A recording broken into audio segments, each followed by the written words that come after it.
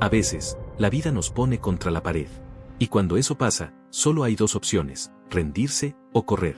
Jack Hammond no era un criminal. Era un hombre común, atrapado en un sistema que no perdona errores. Condenado por un delito que no cometió, decidió que no pasaría el resto de su vida tras las rejas. En una gasolinera de Newport Beach, Jack solo quería cargar combustible y comprar un cigarrillo. Pero el destino tenía otros planes. Dos policías entraron al lugar. Jack sintió el sudor frío recorrer su espalda. Sabía que lo buscarían.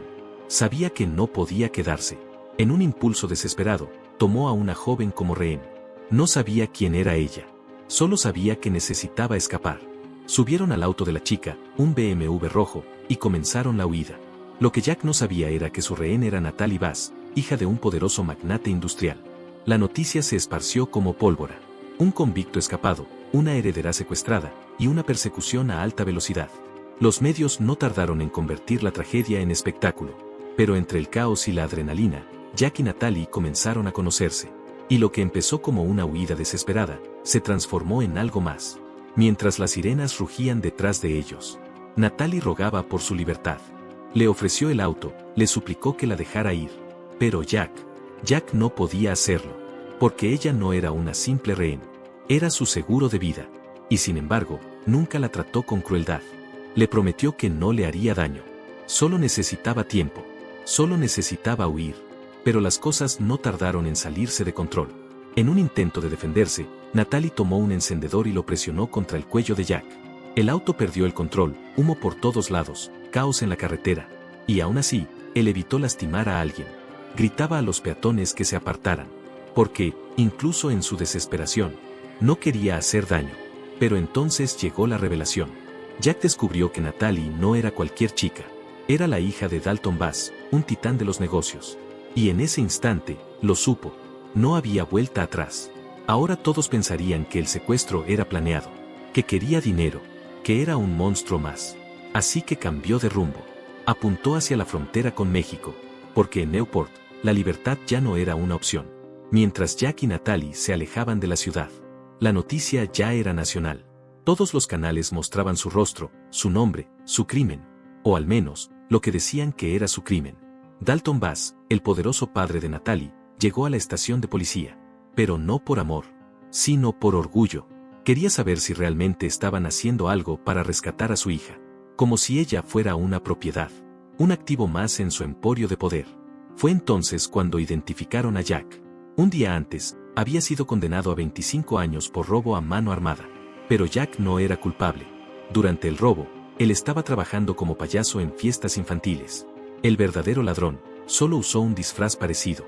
Y una vecina lo delató por verse sospechoso. La policía, desesperada por cerrar el caso, encontró el disfraz en su casa. Eso bastó. Así de fácil te entierran. Cuando nadie está dispuesto a escuchar. Mientras helicópteros y patrullas cercaban cada kilómetro de asfalto. Jack solo quería que alguien lo escuchara.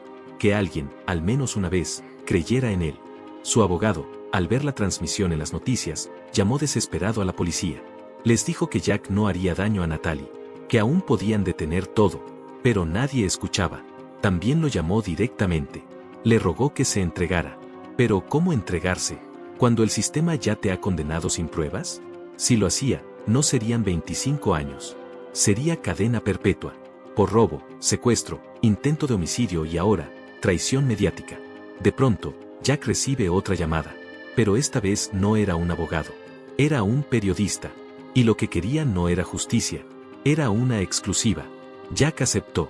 Porque si iban a convertir su vida en un show, al menos que él pudiera contar su versión. Mientras las patrullas rugían detrás de ellos. Dos adolescentes aburridos vieron la persecución por televisión. Y decidieron jugar a los héroes. Intentaron interceptar a Jack. Provocaron un accidente. Y casi se matan en el intento. Porque cuando todo se convierte en espectáculo, nadie distingue entre el bien y el mal. Solo quieren ser parte del show.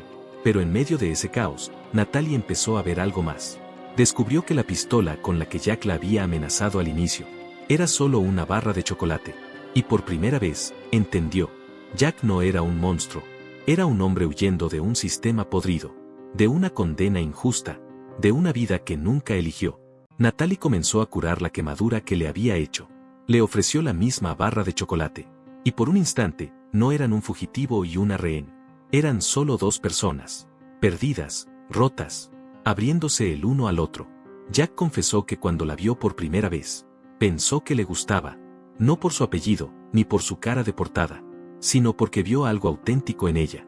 Y entre preguntas, risas nerviosas y un poco de silencio, Natalie lo besó. Y sin dejar de mirar al frente, le ofreció hacer el amor ahí mismo. En medio de la carretera. En medio de la persecución. En medio del fin del mundo. Y mientras el BMW comenzaba a moverse de forma extraña, los policías detrás se preguntaban, ¿por qué el auto ya no iba en línea recta? Después del momento más íntimo en medio del caos, Natalie ya no quería escapar de Jack. Quería escapar con Jack. Le dijo que no tenía nada que la atara, nada que perder. Y por primera vez en su vida, quiso decidir algo por sí misma. Le propuso pedir un rescate, no por venganza, sino para empezar de nuevo. Jack dudó, pero algo dentro de él, algo que aún creía en los sueños, empezó a pensar que tal vez, solo tal vez, el amor podía más que la persecución. Pero cuando por fin llegaron cerca de la frontera con México, todo cambió. La carretera estaba bloqueada. Bulldozers, helicópteros, docenas de patrullas.